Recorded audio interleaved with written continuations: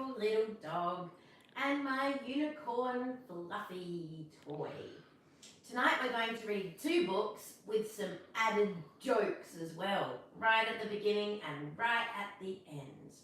So don't forget, everybody, that you can write to us in the comment section of books that you'd really love us to read, or you can send the books to us at Unicorn and Wolfie, P.O. Box 8648, Mount Gambier East, South Australia 5291. I just want to say a big thank you to everybody who's getting behind our content and watching our videos on TikTok and on YouTube. We really appreciate all the followers that we're getting, and we love bringing stories to our audience and creating cool horse content and farm content. Okay, so should we get started? Hi Emma, how are you? You got me right at the beginning, so join along for the stories. It's going to be great tonight.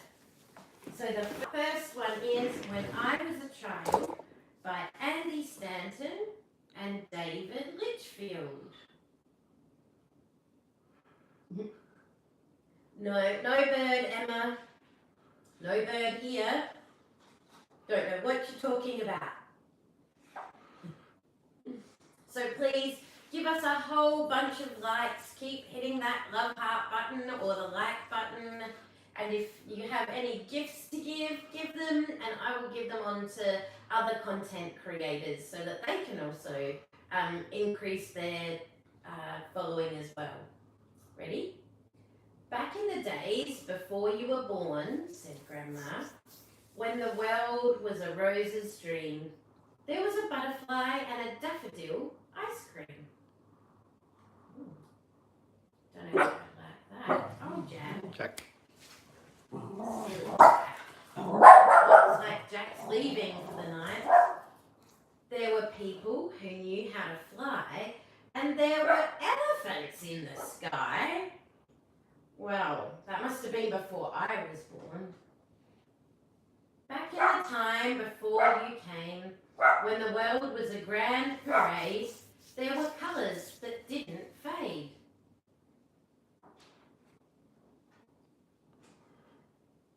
There were kingdoms under the sea. Under the sea, under the sea. Back in the summers of long ago, when the world married the sun, there was music in everyone. I still think there's a bit of music in everybody. There were dancing girls on Mars. I'm not sure we can classify them as dancing girls. They look like dancing moons. Oh, I wish you had known it as I did then, when the world was a crystal jewel, when the grass was 10 feet tall.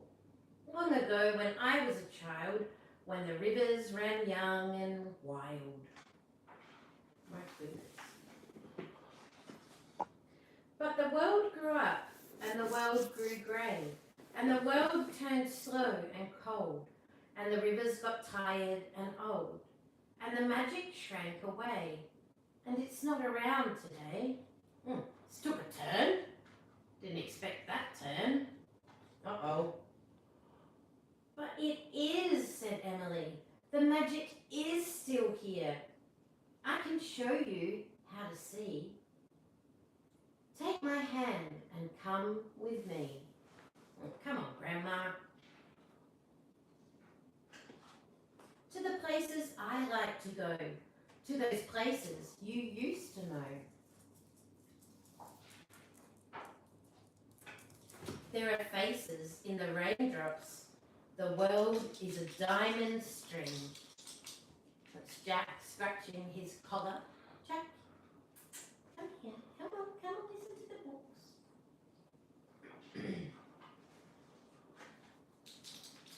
There are minutes that last for hours. There are birthdays for the flowers.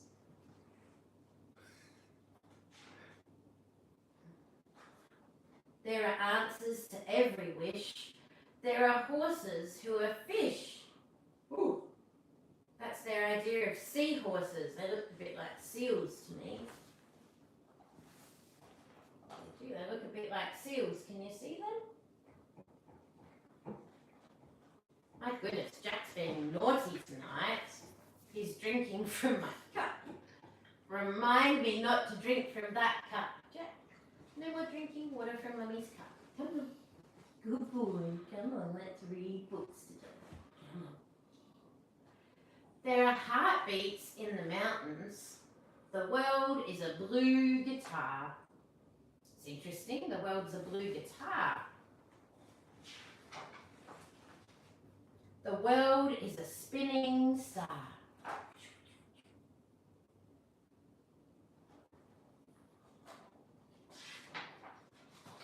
No matter how old you are. And that's the end of the story. Joke time. I'm going to tell 2 jokes. Are you ready? I've got my Jokes to Tell book, a really new book that I got just today. So are we ready? Got a couple of jokes. It's by Bryant. Why, I might tell 3. Why are 4-legged animals bad dancers? Because they have 2 left feet.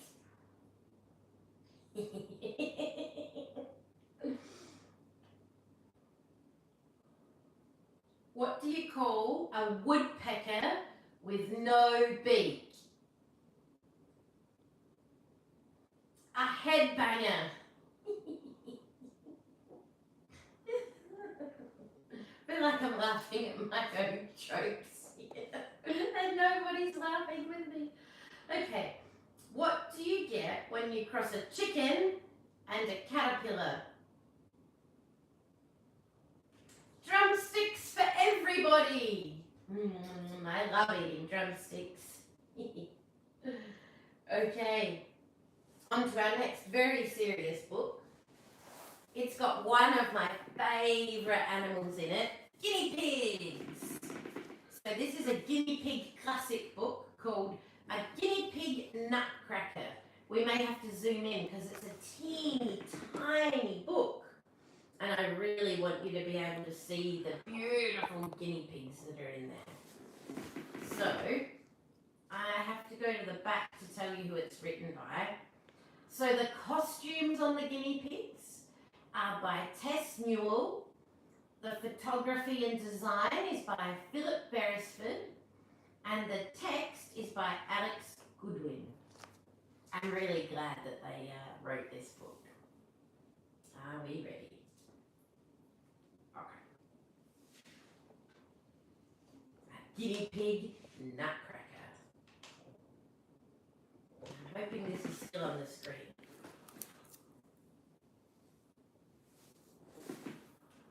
Ooh, come around here.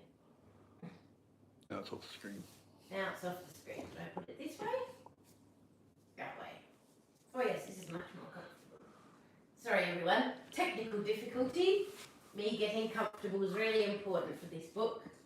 Okay. Dear members of the audience, please take your seats.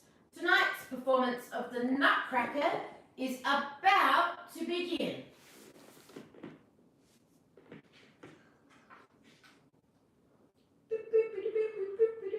That's not the Nutcracker music. I can't remember the Nutcracker music at the moment. The overture starts.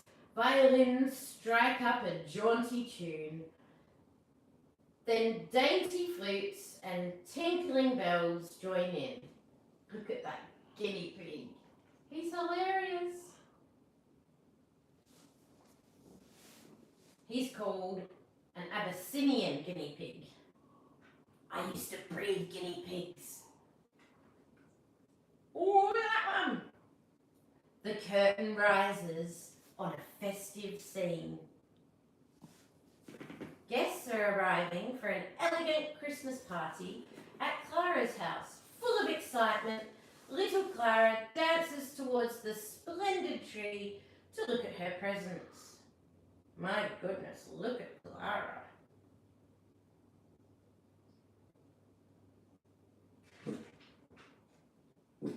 Jack. Suddenly, the music changes and a swaggering cello makes itself heard. From nowhere, Clara's mysterious godfather, Drosselmeyer, appears. He swirls around in his magnificent cape and hat and hands. Clara, an enormous box tied up with ribbon.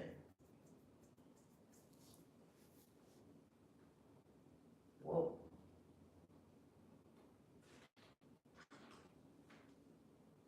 Clara elegantly opens the present, but it isn't quite what she expected.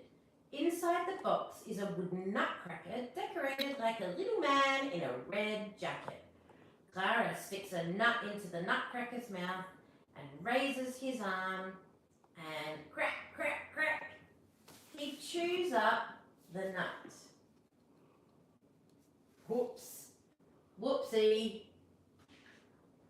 Now, I might have to hold this little book a bit differently because it's character by hand, so I'm going to come a little bit more forward, and my cameraman's going to hate me for this tonight. But I'll try and read like this. Is that okay for everybody? Looks good. Looks good? Brilliant. But Clara's reckless brother wants to play too, and he snatches the nutcracker away. Disaster strikes. Uh-oh, the nutcracker's lost his arm. Oh no. Poor Clara. Clara rescues her beloved broken nutcracker and puts him back in his box. She whispers a gentle goodnight to him and turns to leave. Just then the big clock strikes 12. Bong, bong. The double bass rumbles. A terrifying figure spins in front of Clara, the Mouse King. Like what they did there to that guinea pig, they made him into a mouse. Poor thing. He's got little body hairs on.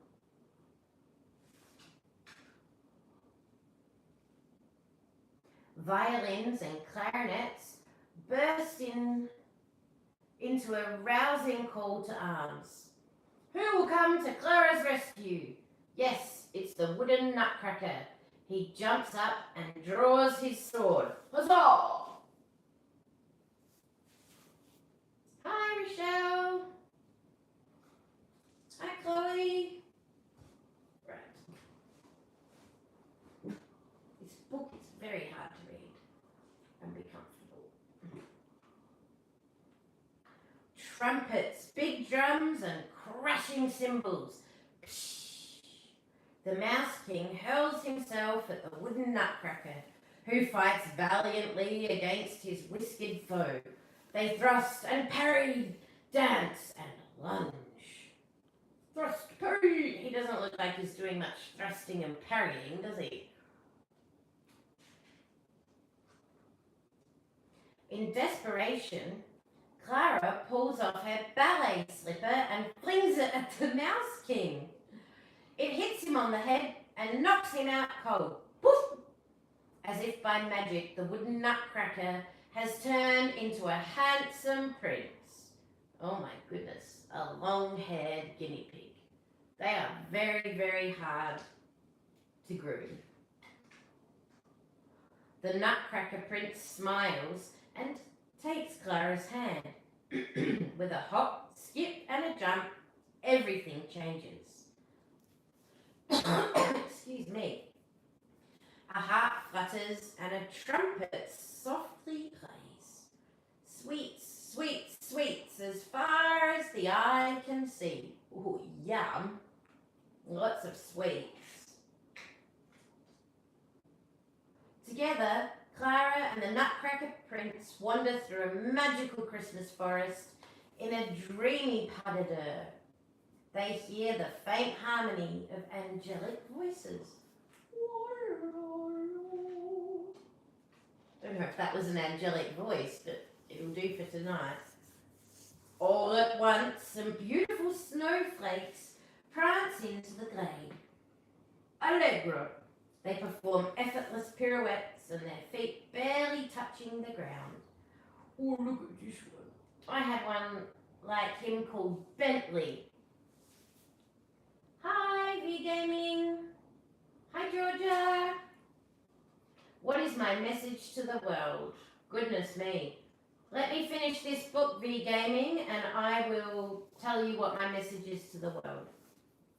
The music changes and castanets begin to clatter joyfully. The land of sweets is full of delightful characters. Here is Hot Chocolate, who curtsies to Clara and the Nutcracker Prince, then leaps into a fandango. Fandango is a Spanish-style folk dance. Look at that crown. The crown of sweets. The guinea pig's like, what? Two spectacular candies dance into view, whirling around and around in a dizzying waltz. What a beautiful sight. Oh my goodness. Those are next level costumes.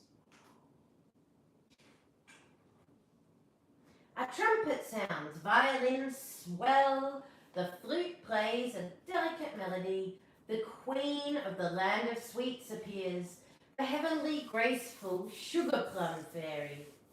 Oh. She begins to dance with gentle little steps. She bends at the knee before rising up on tippy toes for the reveille. There is much applause from all the other dancers. Clara claps along, delighted by the display.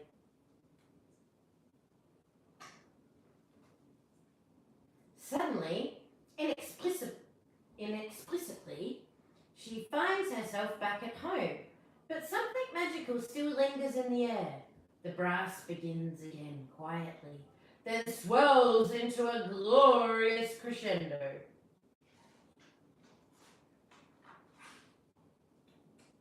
Was it all a dream?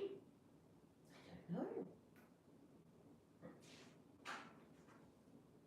And with that, the stage goes dark. The velvet curtain falls, and the orchestra plays its final chord. The audience cheers and cheers until the curtain rises again, and out steps Sugar Plum Fairy, curtsying and waving. Bravo, the audience cries. Bravo, bravo.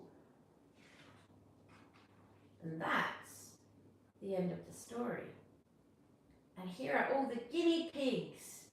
So we have Ivy and Poppy, Doris. I had a guinea pig like Doris, and it was called Messy. Also called Doris, Mouse, Bear with his leg hanging out. We have Marlin, and good old Barry. Here's Bazza. I like Barry. Oh, and Teddy. Teddy's all puffed up. And Paul. Look at Paul. Paul's adorable. He messy, yeah. We have Elsie. And we have Sherlock. Oh, that's so awesome. And that is the end of the story. So back to V Gaming's question. What is your message to the world? My message to the world, I'm going to sit up for this one.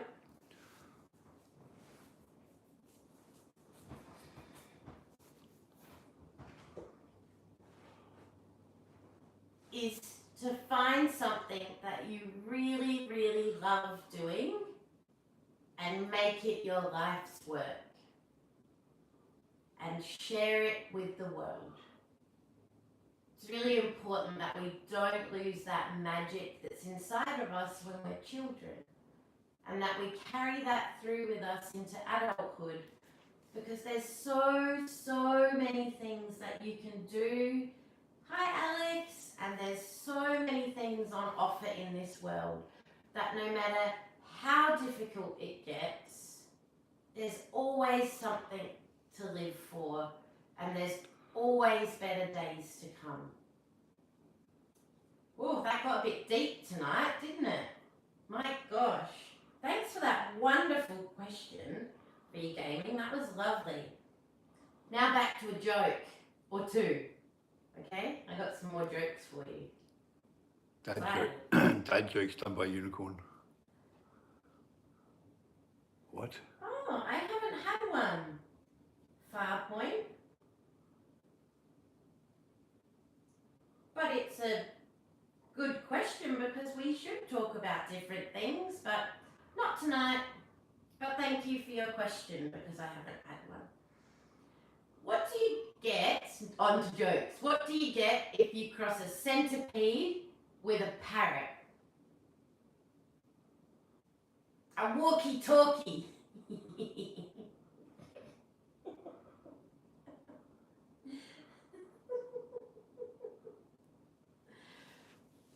Okay. V Gaming, reading is really amazing, and thank you for asking the question. I love questions. It's fantastic. What do dogs and trees have in common?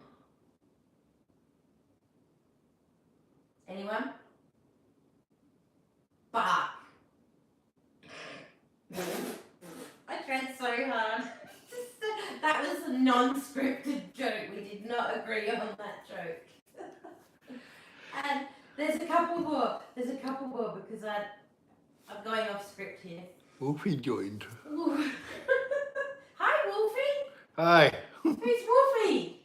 We love you. We love your name.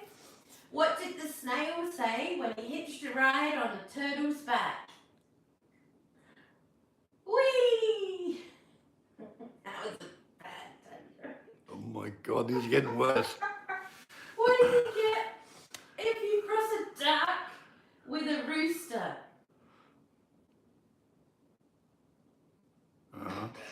A bird that wakes you up at the quack of dawn. Okay, one more. This is a final one before I completely ruin our channel. I'm sorry, everyone. Hi, Carmen. Oh, Farpoint, you really want to get deep tonight. Let me finish my jokes. What is a slug? A snail with a housing problem. Oh God.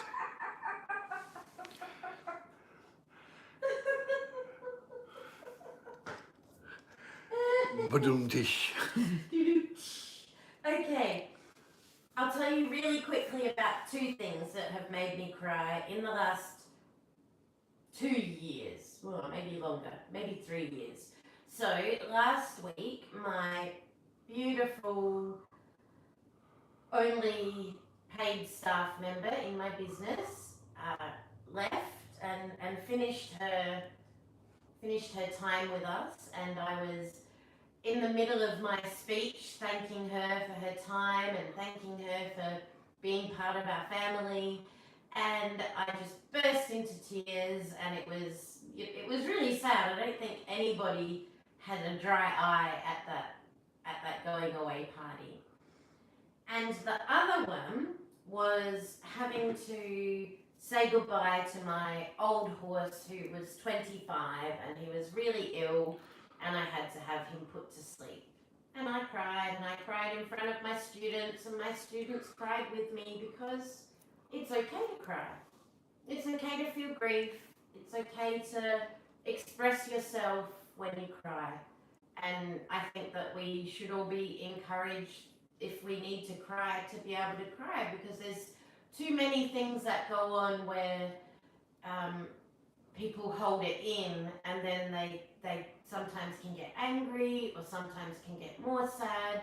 So I think dealing with things as they come up is really important. And letting yourself cry and sleep and, you know, feel down, but then picking yourself back up and putting the pieces back together is what counts. So thanks for that great question. Oh, Farpoint. Full of questions. It's not that kind of show. No, so yeah, I might not answer that question, but thank you for feeling